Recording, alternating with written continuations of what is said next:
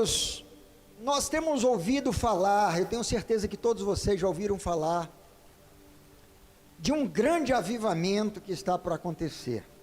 Um grande avivamento sendo preparado antes da volta do Senhor Jesus para buscar a sua igreja. Você já ouviu falar disso?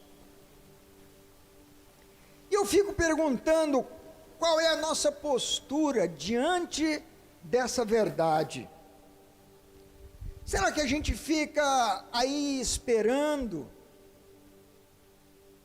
somente com a expectativa, animados, pensando, poxa, vai ser algo tremendo, vai ser algo maravilhoso, eu vou ficar aqui esperando esse dia desse avivamento acontecer, e eu quero ver como que vai ser. Eu queria compartilhar com você nessa manhã algo que o Senhor ministrou muito profundamente ao longo da semana ao meu coração, sobre esse avivamento dos últimos dias, sobre esse avivamento final. E para isso nós vamos ler uma profecia do profeta Ezequiel. Vou pedir para a Letícia abrir aí para nós no capítulo 47. Nós vamos lendo em partes. Enquanto ela vai abrindo aí para você ir se localizando assim no contexto. Ezequiel, queridos, é um profeta, filho de sacerdote, é um profeta de linhagem sacerdotal. E ele foi levado naquele primeiro grupo de exilados de Judá para o cativeiro na Babilônia, ali no ano de 618 a.C. E daí ele é levado lá 11 anos antes da destruição do templo de Jerusalém, da tomada de Jerusalém. E ele passa a viver entre os exilados ali junto ao rio Quebar, aquela comunidade de judeus. E ali, por volta do 5º ano, o Senhor começa a se manifestar nessa unção profética, entregando mensagens para Ezequiel. E todo o livro de Ezequiel, nós vamos ver várias profecias, inclusive anunciando que Jerusalém seria destruída, que o templo seria destruído. Tem profecias também em relação ao julgamento de outras nações. Mas vai chegar um momento que Ezequiel vai começar a profetizar também uma restauração de Israel, uma restauração de Jerusalém. E quando chega lá no capítulo 40, do capítulo 40 até o capítulo 46, ele tem uma visão do templo restaurado, do novo templo. Não somente do templo, mas de todo o funcionamento do templo. Agora, essa profecia, queridos, é uma das profecias muito difíceis de se entender. Há muita controvérsia entre os estudiosos quanto ao significado disso. Muitos acreditam que esse vai ser um templo de fato físico, que estará durante o milênio. Mas há muitos estudiosos também que concordam que toda alusão ao templo que Ezequiel vê significa a visão messiânica de Jesus estabelecendo a sua igreja e o avivamento que vem como consequência disso. Então, para a gente entender Ezequiel 47, aquela visão das águas que fluem do limiar do templo, eu quero fazer paralelo com algumas outras profecias e declarações que a palavra de Deus nos mostra. Primeiro, Jesus ele vai dizer assim: destruam esse templo e em 3 dias eu o reconstruirei. E Jesus se referia ao seu corpo. E essa profecia que Jesus dá, que ele foi tido como um blasfemo por isso, ela se cumpre por ocasião da ressurreição. O apóstolo Paulo vai escrever 1 Coríntios 3, 16 e 17, que nós somos santuário de Deus. habitação do Espírito de Deus. Amém? Você é templo de Deus. E você não é um templo qualquer, você é um templo restaurado. Você é habitação. Que coisa linda, queridos. O Deus do universo habita em você. Tabernaculou e vive em você. Não é mais somente o Deus Emanuel, o Deus conosco, mas Ele é o Deus em nós, pela pessoa maravilhosa, doce, incomparável, do Espírito Santo, que nós temos tanto falado aqui.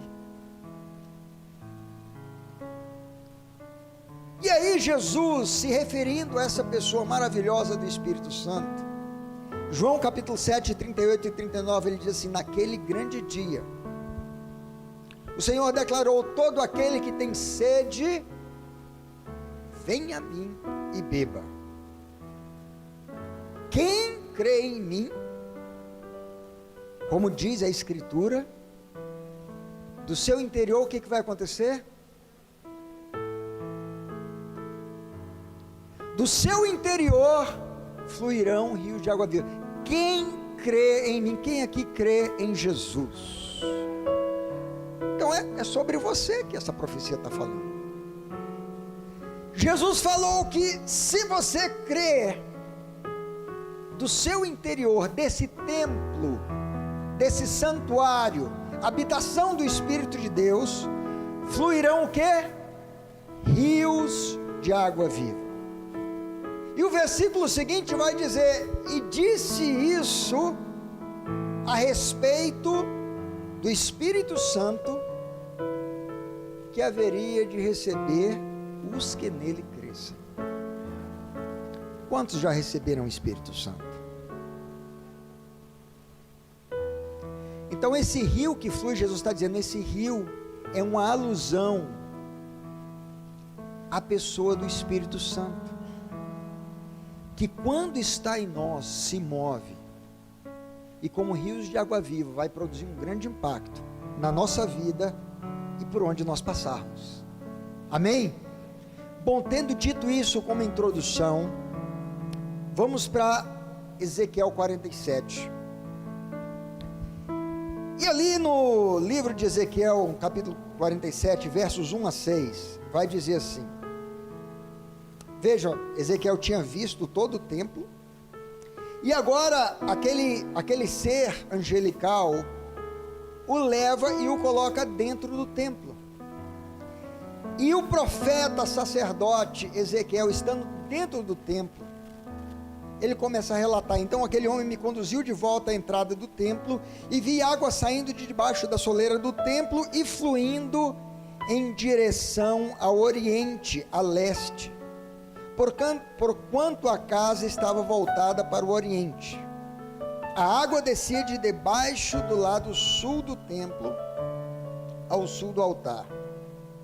Em seguida ele me levou para fora pelo portão norte e conduziu-me pelo lado de fora até o portão externo que dá para o oriente leste, e a água fluía do lado sul.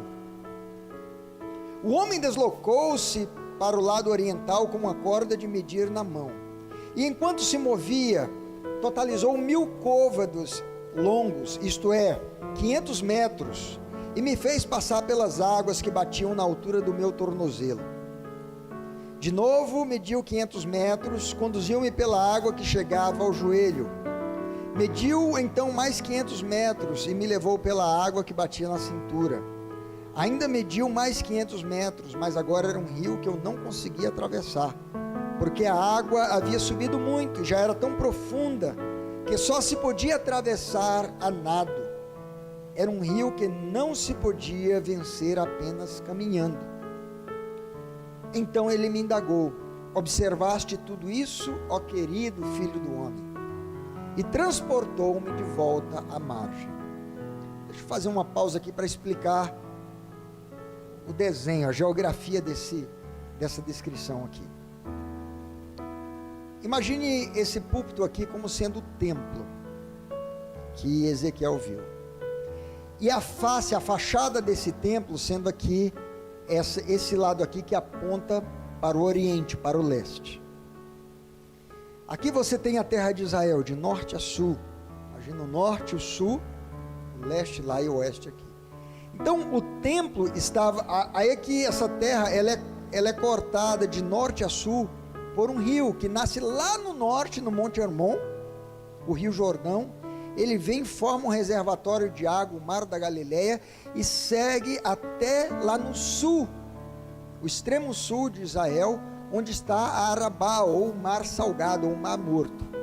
Então esse rio está correndo aqui. O templo está ao lado direito do rio, com a sua face voltada para o lado esquerdo, a sua face voltada para a direção do rio. O profeta, ele está aqui dentro do templo, e esse ser angelical faz com que ele saia pela porta aqui norte, dê a volta por fora do templo, e pare aqui de frente desse portão do lado leste, da fachada, da frente do templo. E ali ele para, e ele vê saindo lá de baixo, da parte sul, em direção a esse rio que desce aqui, ele vê saindo essas águas, que vão e descem por esse vale do Jordão, e essas águas entram então no Mar Salgado. Essa é a visão que ele tem. E aí ele pega essa fita de medir, ele mede 500 metros e diz: atravesse. Preste atenção nisso, queridos. O profeta, ele atravessa no que ele diz que a água lhe dá pelos tornozelos. Depois, aquele ser avança mais 500 metros nesse rio que está se formando, e fala com que o profeta atravesse novamente, e as águas dão nos joelhos, e ele consegue atravessar até a outra margem. Depois ele mede mais 500 metros, 1500 metros, e manda que ele atravesse, e ele atravessa novamente com a água batendo na cintura. E por fim ele mede mais 500 metros, totalizando 2000 metros. E ele diz: tenta atravessar de novo. E ele não consegue. Ele vai entrando e ele vai afundando de forma que esse rio o envolve por completo. E ele diz: já não era possível atravessar, porque já não dava pé, já não se tinha controle, somente a nado.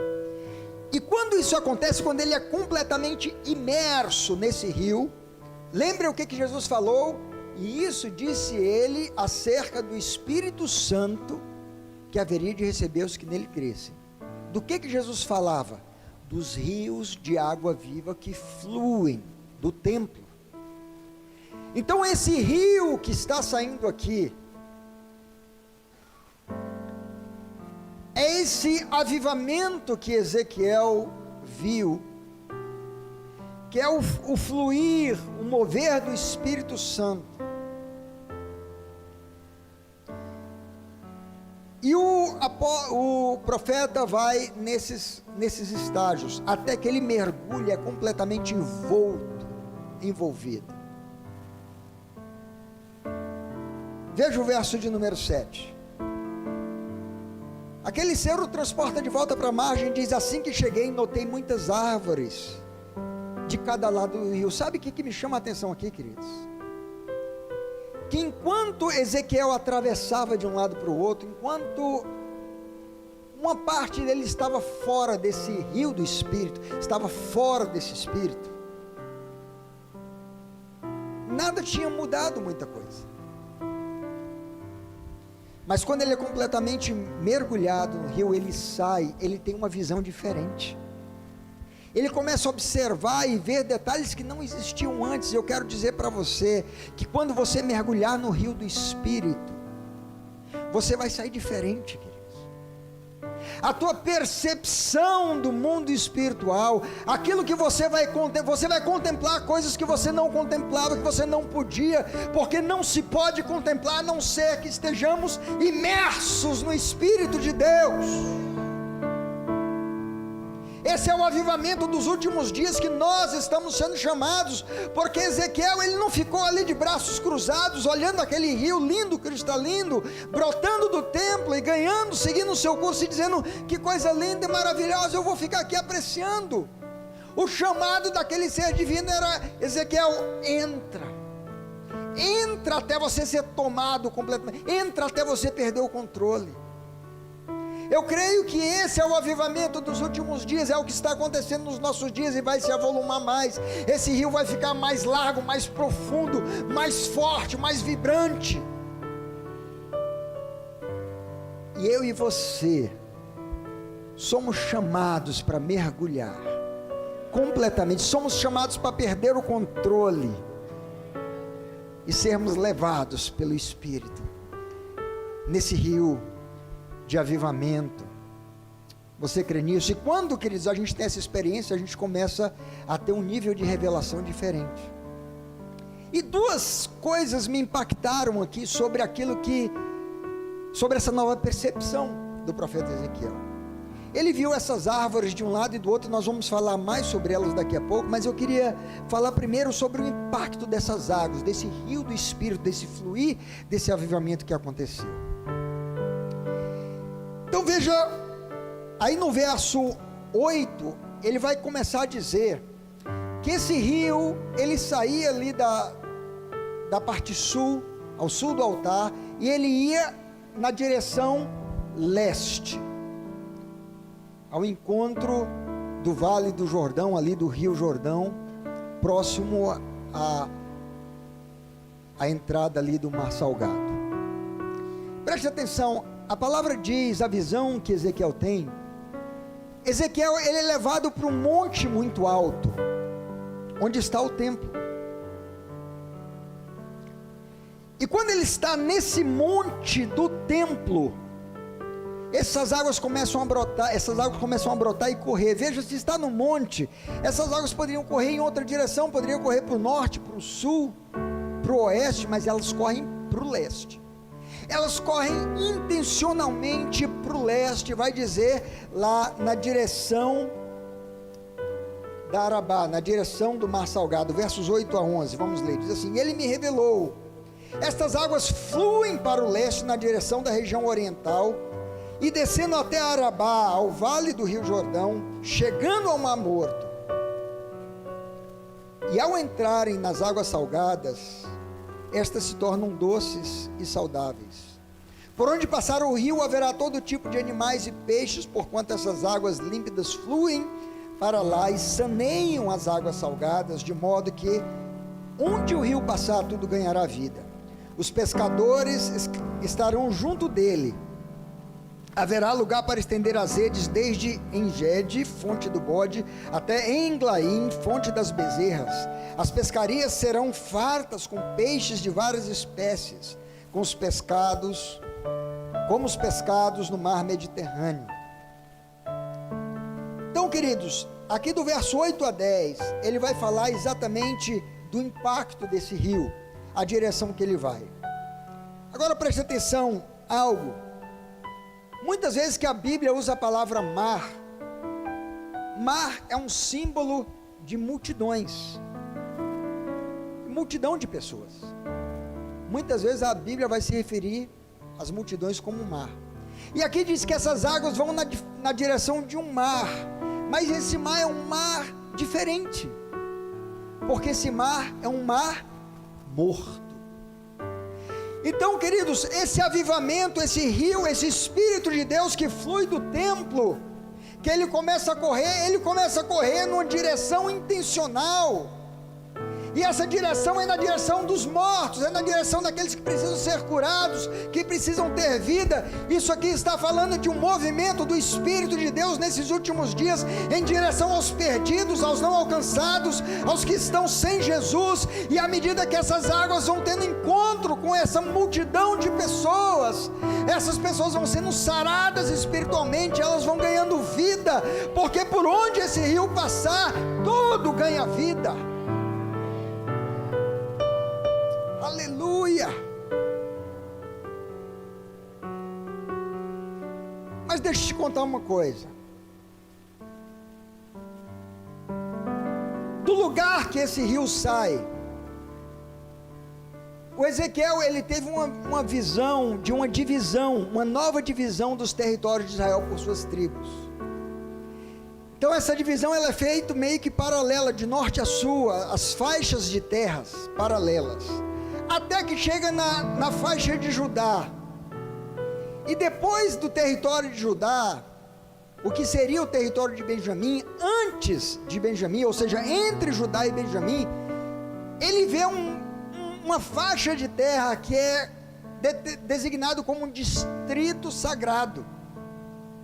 E nesse distrito sagrado, nós percebemos ali uma área quadrada dedicada à parte do templo em si, cercado por uma área que vai se tornar a residência dos levitas e dos sacerdotes, e ao lado direito e esquerdo desse distrito, você vê uma área que é reservada para o príncipe, para o governante. E no sul ali dessa faixa, você vê uma área para as plantações dos sacerdotes e dos levitas. Então aquele distrito sagrado, nós encontramos 3 representações ali. É uma área dos sacerdotes, é uma área do príncipe, ou seja, do governante, do rei,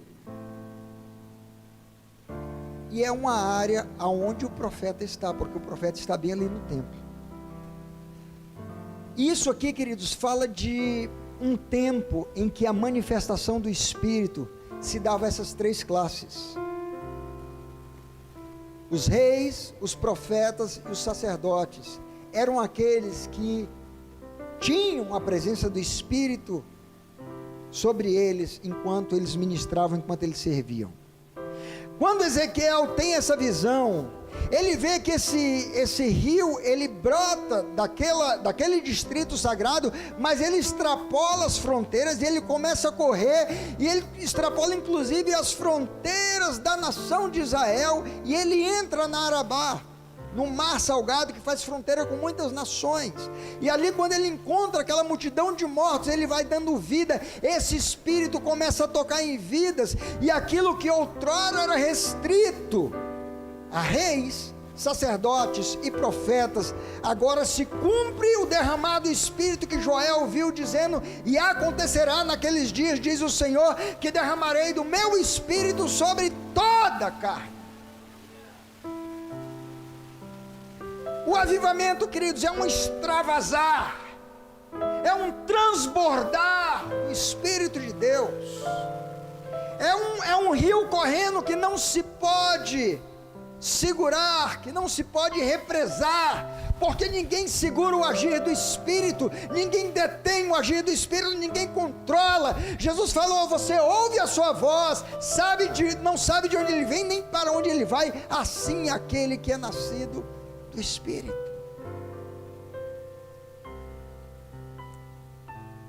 E a palavra vai dizer que as águas saravam. Jesus fala assim, que os sãos não precisam de médico, mas os doentes. Por onde esse Espírito vai passando, quem está doente ganha vida. E eu quero declarar sobre a sua vida, você que está aqui, você que está nos acompanhando, talvez você esteja vivendo uma enfermidade espiritual, uma enfermidade emocional, uma enfermidade física, uma enfermidade financeira, mas eu quero declarar que por onde esse rio passa, esse rio traz cura, esse rio traz vida, esse rio traz restauração. E esse rio, queridos, que sai, extrapola daquelas fronteiras, daquele grupo restrito que tinha o Espírito. A gente vê esse padrão se repetindo, porque Jesus faz uma promessa para a sua igreja, diz assim: olha, não saiam de Jerusalém até que do alto vocês sejam revestidos de poder. E o Senhor vai dizer: mas vocês vão receber poder ao descer sobre vós quem? É isso aí. O Espírito Santo vai descer sobre vocês, e vocês serão testemunhas somente em Jerusalém, a partir de Jerusalém, tanto em Jerusalém como na Judéia, Samaria e até os confins da terra. É o extravasar do Espírito. Foi o que Jesus declarou, e essa declaração ela se cumpre no dia de Pentecostes, quando eles estavam todos reunidos.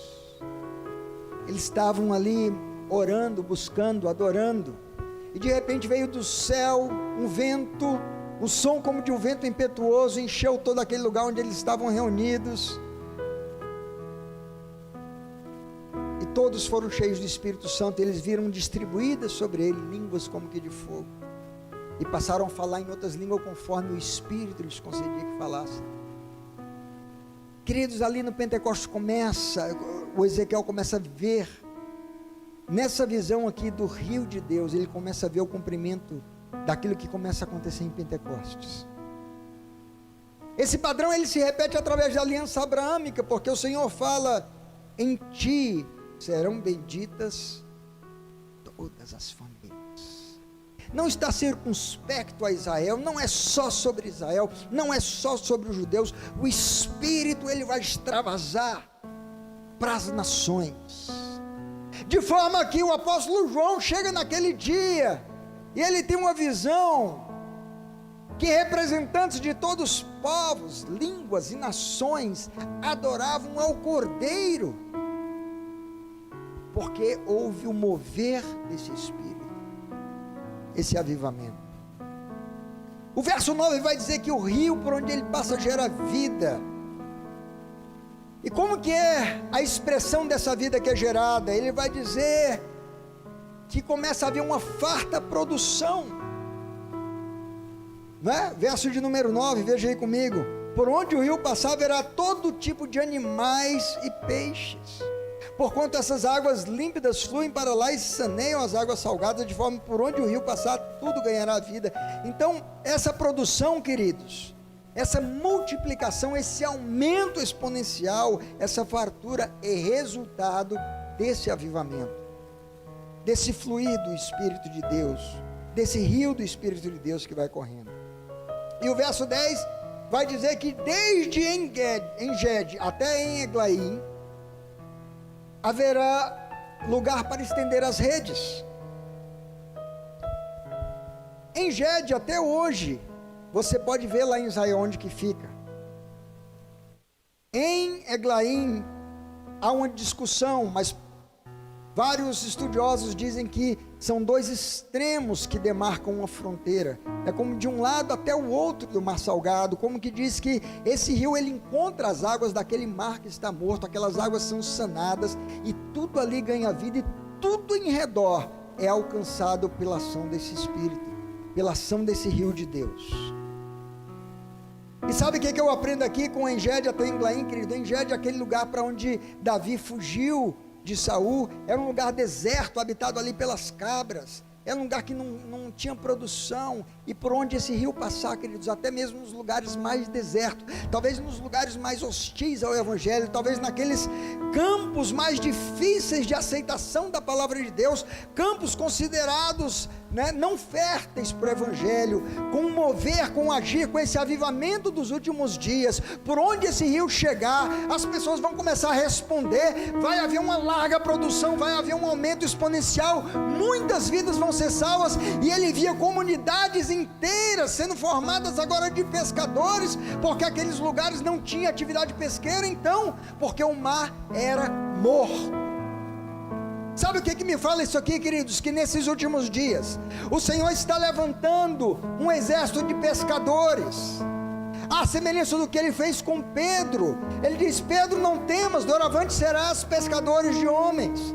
E isso acontece exatamente depois de uma pesca maravilhosa, porque Pedro passou a noite inteira, foi uma noite sem produção, foi uma noite que não valeu a pena, mas ele disse: Senhor, mediante a tua palavra, ele lança as redes e a pesca é tão grande, ele fica assombrado com aquilo, e aí o Senhor lhe dá essa palavra: Pedro, eu estou te chamando, Pedro, eu estou te recrutando, você agora é chamado para algo maior, você vai ser pescador de homens. Queridos, esse rio do Espírito correndo, ele começa a recrutar a você e a mim, ele começa a recrutar pessoas por toda a face da terra, homens e mulheres de Deus que mergulharam nesse rio, homens e mulheres encharcados do Espírito Santo, homens e mulheres com a percepção, com a visão espiritual tão impactante, que vão ser pescadores e vão produzir muito e vão fazer uma grande pescaria. As redes estarão estendidas, isso fala, queridos, de atividade pesqueira em curso. As redes não estão enroladas, dobradas, guardadas. As redes estão estendidas onde outrora não havia redes, onde outrora não havia peixe. Aleluia! Há um avivamento em curso. O Espírito de Deus se move nesses dias.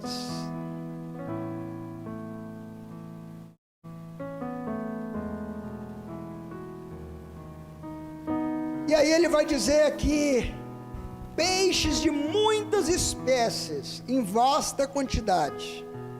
Sabe de que Ezequiel está falando aqui, queridos? Quando ele fala de espécies, ele está falando diferentes raças, povos, línguas. E ele vai dizer assim: uma quantidade tão grande como a do Mar Grande ou do Mar Mediterrâneo. Se você comparar o Mar Salgado, pequenininho, parece uma gota diante daquela imensidão do Mar Mediterrâneo que cobre ali todo o norte da África, toda a Europa, toda a região ali do oeste do Oriente Médio, do oeste do Oriente Médio. Toda aquela região ali havia fartura de peixes de tantas espécies. Como que todas aquelas nações sendo, de certa forma, beneficiadas, alimentadas por uma variedade tão grande. O profeta que ele está vendo isso, ele está dizendo: olha, nesse lugar que é morto, nesse lugar onde as águas chegam ao encontro e ela gera vida, nesse lugar onde não havia atividade, vai haver uma grande produção e muitas espécies em grande variedade, em grande quantidade, como lá do Mar Grande, vai acontecer. Isso está acontecendo, querido. Uma impressionante colheita nos dias do fim. Nós somos essa geração, nós estamos vivendo esses dias. Verso de número 11 vai dizer: todavia seus charcos e pântanos não represarão água potável, serão deixados para a produção de sal. Outra versão diz assim, a Almeida Corrigida diz assim: mas os seus charcos e os seus lamaceiros não sararão, serão deixados para sal. Eu gosto ainda de uma versão da Bíblia francesa DB que diz assim, que eles, os pântanos e os charcos, serão abandonados ao sal. Então, amados, o que significa que esse rio ele vai percorrer as nações, vai ser um grande avivamento. Isso não vai ser uma coisa exclusiva do Brasil, exclusiva da Argentina, exclusiva dos Estados Unidos, de um país ou de uma nação. Esse rio, ele corre, ele percorre as nações, e ele vai gerando uma grande produção por onde ele passa.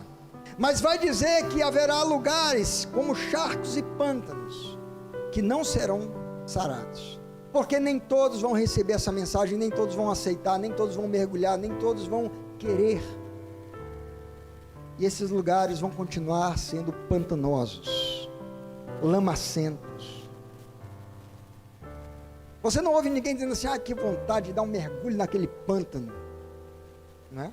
A gente vê um rio cristalino, a gente tem vontade de entrar e nadar e brincar e se refrescar, mas quando você vê um charco, um pântano, pelo contrário, você diz: entra aí não, porque é um lugar escuro, tenebroso, a gente atola, não é? Ai, que vontade de beber uma água desse pântano aqui. Não quer. E diz que eles serão deixados para sal, eles serão abandonados para sal. Sal, queridos, fala de juízo. Aquela região ali do Mar Morto, ali era onde se localizavam as cidades de Sodoma e Gomorra e aquelas demais que sofreram um juízo de Deus e viraram um lugar de sal sem habitação. A mulher de Ló, quando saía de lá, olha para trás e ela se torna o quê? Uma estátua de sal. Sal aqui na visão de Ezequiel fala de juízo. Haverá lugares que resistirão ao mover do Espírito, ao agir do Espírito, e sofrerão juízo. Mas aí Ezequiel, ele tem toda essa visão fascinante, impactante do rio de Deus, o resultado, o efeito que ele produz por onde ele passa. Esse exército de pescadores que são levantados e começam a fazer uma grande pescaria final. E sabe o que é interessante? Porque quando Jesus chama Pedro para ser pescador de homens, Jesus o faz exatamente depois de uma grande pescaria, de uma pescaria miraculosa, não é isso?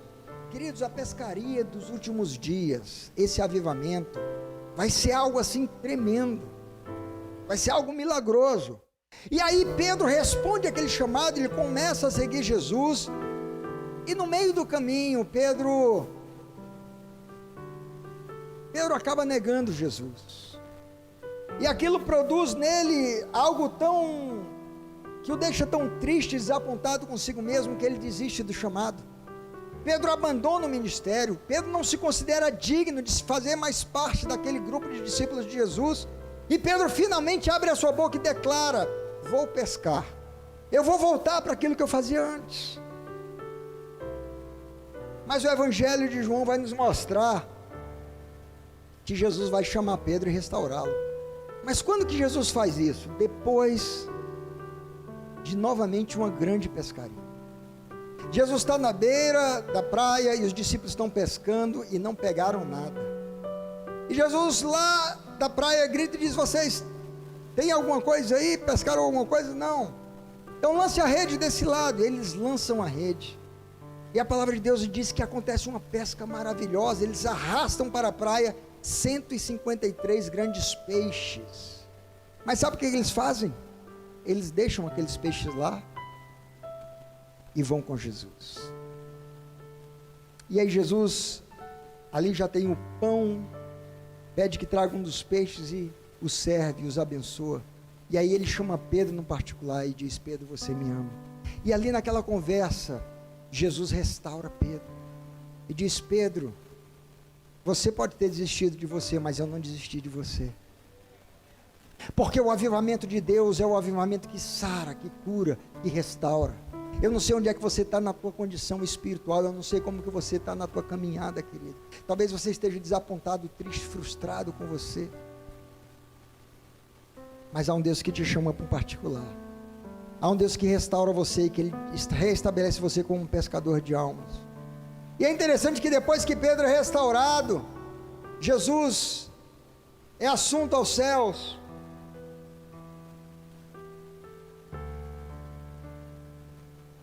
Vem o dia de Pentecostes, se cumpre o início desse avivamento que Ezequiel vê. E aí Pedro lança a rede sobre as nações. E de uma tacada só são 3.000 almas. Porque o avivamento de Deus transforma a mim e a você em grandes pescadores. Pescadores não na força, na experiência humana, mas no mover e no poder do Espírito.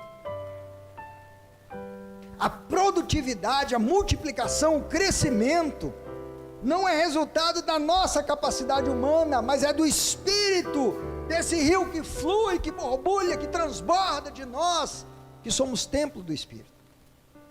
Você crê nisso? E a outra visão que o Ezequiel tem, ele não somente vê o rio por onde passa, alcançando as comunidades, de pescadores, a atividade pesqueira, curando as águas, estavam mortas, mas ele vê árvores. Lá no verso 7 vai dizer isso, nós vimos ali que quando ele volta, depois de mergulhar no rio do Espírito, diz assim que cheguei, notei muitas árvores, não poucas, não algumas, mas muitas. O avivamento, queridos, fala de um Deus que estará plantando muitas pessoas, servos e servas cheios do Espírito, em lugares estratégicos, em lugares propícios, em lugares que Ele queira fazer diferença. E lá no verso 12 vai dizer: então junto ao rio, em ambas as margens, nascerá todo tipo de árvore que dá fruto comestível. Sabe o que se refere a todo tipo de árvore? Se refere a ministérios, dons, serviços distintos. Deus vai levantar árvores de várias espécies e todas serão frutíferas, porque uma árvore que dá fruto é uma árvore saudável. Jesus chega numa figueira e ele procura frutos e não encontra, e o que ele diz? Nunca mais haja fruto em ti, e aquela figueira ela seca desde a raiz. Jesus conta a parábola de um homem que plantou uma vinha e tinha uma figueira lá no meio, e ele foi procurar fruto, já era o 3º ano e não achava, e ele diz: manda cortá-la.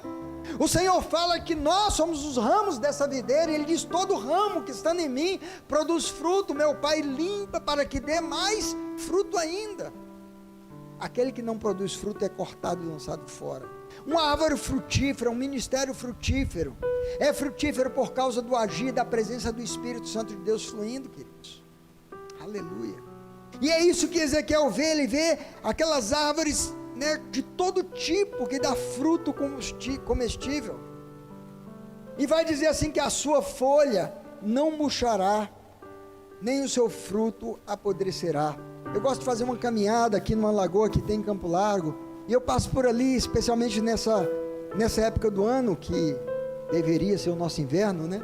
A gente vê aquelas árvores com as folhas murchas ou sem folhas, porque com o tempo as folhas secam, mas essas árvores aqui, elas têm uma folha especial, essa folha nunca seca. Sabe o que é uma folha sempre verde, queridos? Fala de fervor espiritual, de vigor. E eu lembro que quando criança, estudando lá na escola, eu aprendi sobre a tal da fotossíntese. A fotossíntese é aquela capacidade que os vegetais, né, que as plantas têm, e esse processo acontece principalmente nas folhas. Quando elas pegam aquele ar poluído, o gás carbônico, e naquele processo de fotossíntese eles transformam aquilo em oxigênio, que é essencial para a vida. Sabe, queridos, eu creio que esse avivamento dos últimos dias, árvores estão sendo levantadas pelo Senhor, estão sendo plantadas, árvores cheias do Espírito, árvores frutíferas, e essas árvores são árvores que vão servir de alimento, elas vão chegar diante de pessoas com uma história, uma realidade de toxicidade, né?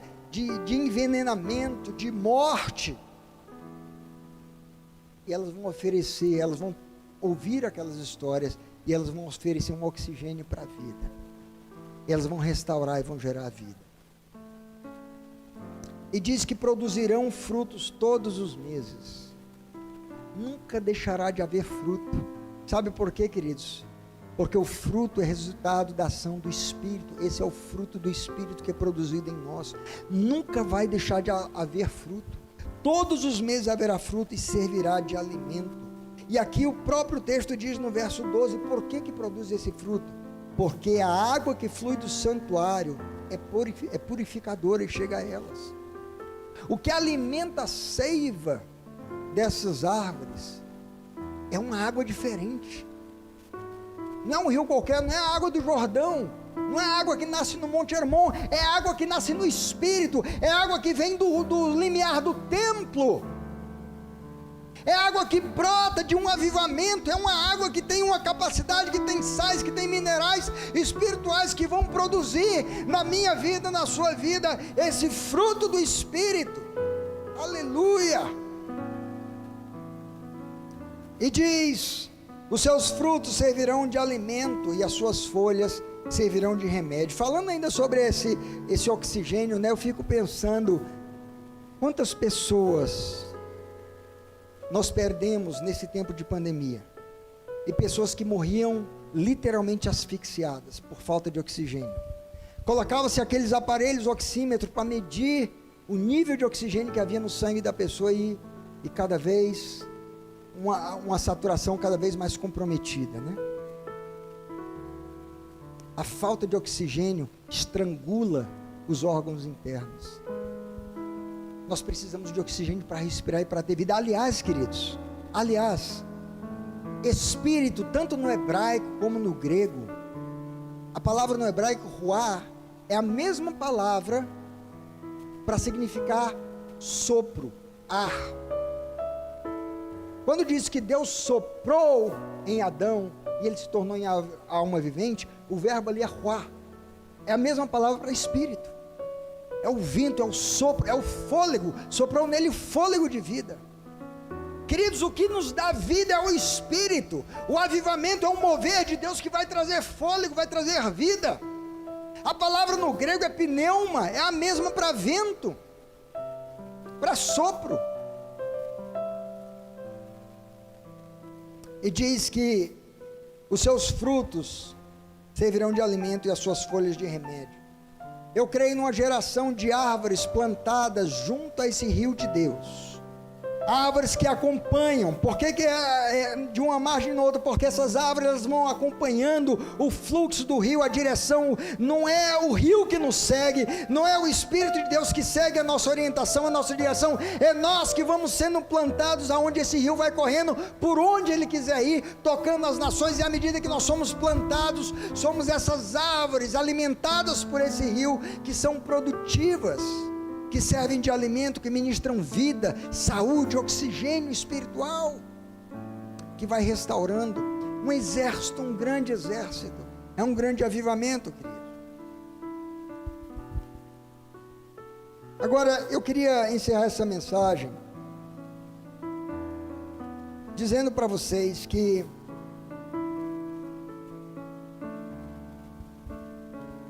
onde é que começou toda essa visão de Ezequiel?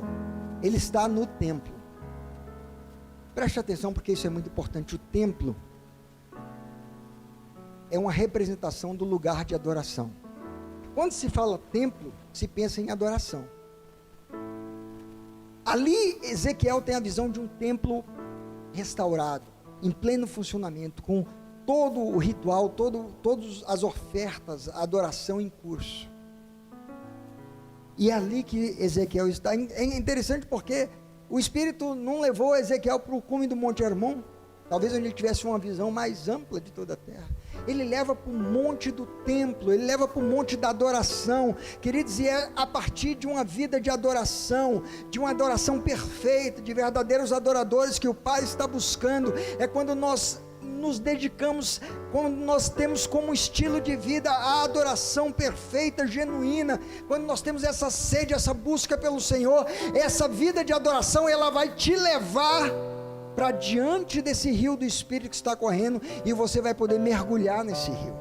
A adoração, ela nos leva para essa possibilidade de mergulharmos no rio. Quando você começa a adorar em espírito e em verdade, você, invariavelmente, você mergulha nesse rio de adoração, e quando você sai desse rio, você sai com uma compreensão diferente, você sai com uma visão diferente, você sai com uma atitude diferente, e a partir da tua vida, você é esse templo restaurado, esse rio começa a fluir, a transbordar. É o Espírito de Deus, e aonde você chega, tem multiplicação, tem saúde, tem crescimento, tem cura, tem produção.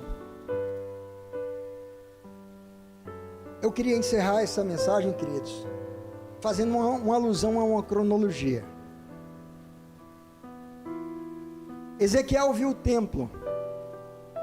Ezequiel profetiza antes que o templo seria destruído.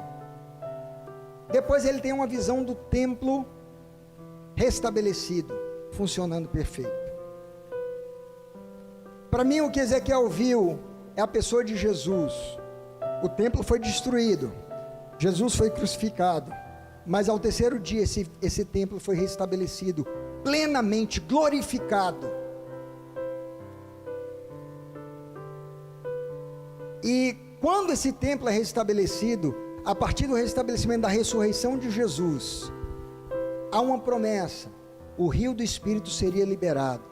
E Jesus faz essa promessa, e ela se cumpre em Pentecostes. Então, lá, eu creio que o que Ezequiel viu, esse rio, essa água que começa a sair do limiar do templo, ele começou a ver o que aconteceu lá em Pentecostes, naquele dia, no derramamento do Espírito. E aí, ele pega aquele fio de medir, e ele mede 500 metros, e o profeta atravessa, depois ele mede mais 500, e atravessa e dá nos joelhos, mais 500 e dá na cintura, e até mais 500, completando 2.000 metros, onde o profeta entra e já não consegue atravessar, porque ele é completamente envolvido por aquele rio que Jesus falou, e isso disse ele a respeito do Espírito que havia recebido que neles cresce. Queridos, eu creio que do Pentecoste para cá, são 2.000 anos, esses 2.000 metros fazem alusão a esses 2.000, ou seja, nós estamos nessa medida última que o anjo ali mediu, aquela medida onde o rio já está fluindo, está transbordando, e que nós podemos entrar e mergulhar, porque quando você fala de avivamentos, quando você pensa lá na Rua Azusa, que deu início ao movimento pentecostal, isso é coisa recente.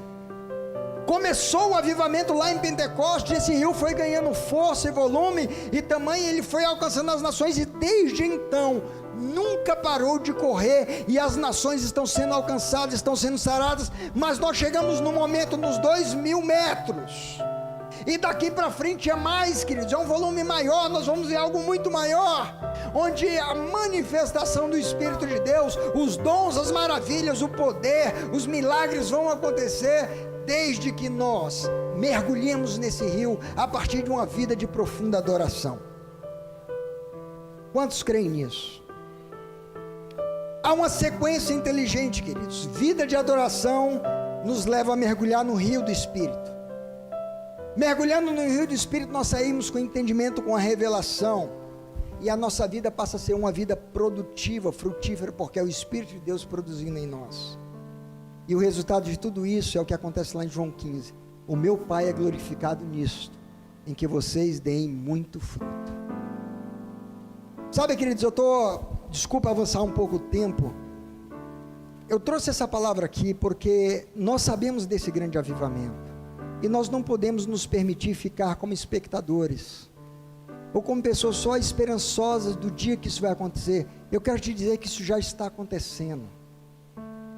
Já se passaram 2.000 anos que esse rio começou a correr, e nós estamos agora na possibilidade de mergulhar com tudo, de sermos cheios do Espírito. Nós não precisamos esperar um dia que a gente vai acordar de um jeito e tudo está diferente. Não é assim. Aquele homem diz, profeta Ezequiel, entra no rio, mergulha nesse rio. Há um chamado da parte de Deus para mim, para você: mergulhe nesse rio, porque esse rio ainda vai continuar correndo e alcançando nações, e essas árvores e esses pescadores estão sendo estabelecidos em lugares onde outrora o evangelho não chegava, e o Senhor está olhando para você como um profeta de Deus, e Ele está dizendo: e aí, você vai ficar olhando o rio? Você vai ficar com o rio batendo no teu tornozelo? Você vai ficar contente com o rio batendo na cintura? Há mais de Deus para a tua vida, meu irmão, minha irmã. É hora de mergulhar com tudo, de entrar nesse rio, de dizer: Senhor, eu quero mais, eu quero desse rio, eu quero fazer parte desse avivamento tremendo, eu quero ser essa geração. Você crê nisso? Eu quero convidar você então a se levantar, se colocar de pé. E eu quero orar por você em 2 sentidos. Primeiro, se você está desanimado, triste, sem a visão, com a visão distorcida, corrompida da situação. Mas eu quero orar para que você seja tocado, impelido pelo Senhor a mergulhar de cabeça com tudo nesse rio, a ser completamente envolto, tomado, e deixar que o Senhor realize sobre a tua vida aquilo que Ele quer fazer. Amém? Você quer isso? O Senhor não vai fazer isso se você não quiser. Se você quiser ficar só na margem, assistindo, contemplando e vendo, o Senhor não vai fazer isso na tua vida. Mas se você quiser entrar lá, Ele vai fazer isso. Você quer isso? Se você quiser, meu irmão, abra os seus lábios aí agora e comece a declarar, dizendo: Senhor, eu quero isso. Senhor, eu não posso me conformar de viver uma vida de espectador. Eu não posso me conformar de viver sendo consumido pelas coisas desse mundo. Eu não posso me conformar de viver sem a visão que o Senhor tem para a minha vida e através da minha vida, nesse movimento do Espírito que acontece nesses últimos dias. Senhor, eu quero mergulhar nesse rio. Comece a orar, comece a falar com o Senhor, comece a pedir perdão por aquilo que você precisa pedir perdão, por toda distração. Talvez você está aí amarrado, preso com tantas coisas dessa vida. Queridos, há um rio correndo. Esse rio começou a correr lá em Pentecostes. Ele saiu dali de um momento de adoração. O templo foi restaurado e agora nós somos esse templo. Nós cremos no Senhor e o Espírito habita em nós, e flui esse rio que deve produzir árvores frutíferas, que devem trazer uma grande colheita, uma grande pescaria nesses últimos dias. O Senhor está contando com você e comigo. Senhor, nós queremos responder sim a essa mensagem. Senhor, nós queremos responder não apenas com emoção, não apenas com a emoção de uma pregação de uma manhã. Nós queremos dizer, nós estamos sérios nesse negócio, Senhor. Nós queremos que o Senhor nos ensine a ter uma vida de adoração, uma adoração genuína, que ela transcende o momento coletivo, um momento congregacional, mas aquela adoração num lugar secreto, num lugar íntimo, aquela adoração ininterrupta, aquela conexão com o Espírito, aquela busca, aquela sede, Senhor. Senhor, em todo o tempo mergulhados, levados por esse rio, produzindo pela ação do Teu Espírito em nossa vida. Senhor, eu oro, Pai, o desejo do meu coração como pastor dessa igreja é ver uma igreja mergulhada no rio do Teu Espírito, transbordando do fluir do Teu Espírito, Senhor, fazendo parte desse grande avivamento que já começou a acontecer, Pai, que está se espalhando pelas nações, tanta gente sendo curada, tantos dons sendo manifestos, tanta gente ressuscitando, tantas pessoas entregando a vida a Jesus. Senhor, uma grande colheita está em curso, uma grande pescaria está acontecendo. Eu não quero ficar fora somente olhando, eu quero mergulhar, eu quero ser essa árvore plantada, eu quero ser esse pescador, Pai. Faça isso na vida de cada um dos meus irmãos. Leva-nos como igreja a ser uma igreja cheia do Teu Espírito, e a Ti seja toda honra, toda glória e todo louvor, em nome de Jesus.